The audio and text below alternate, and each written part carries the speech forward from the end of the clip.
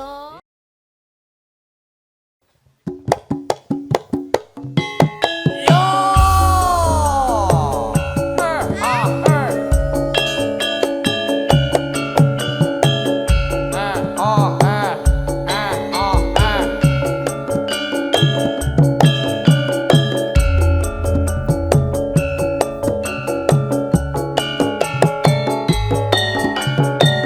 Pemalang Pekalongan asik.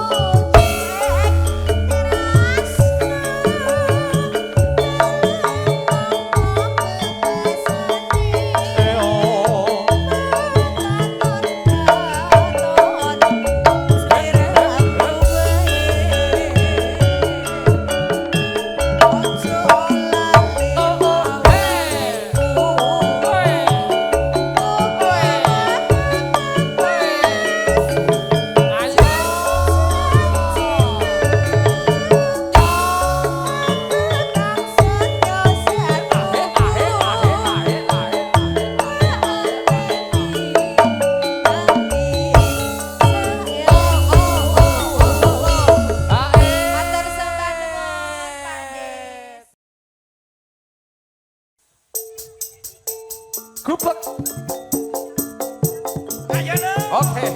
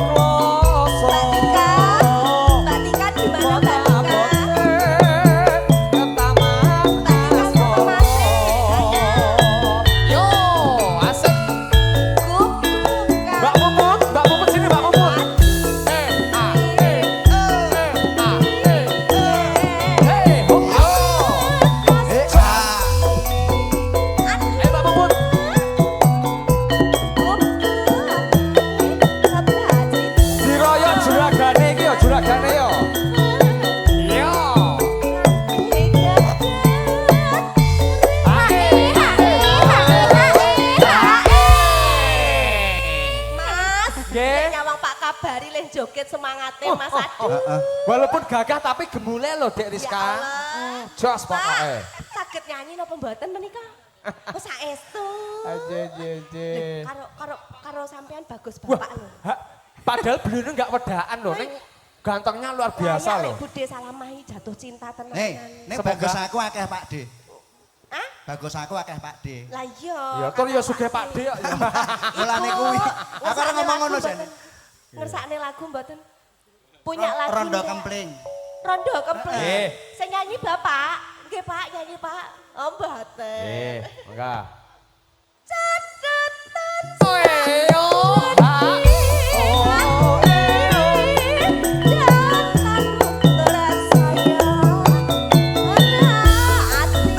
Pak Basari, Bunda Basari.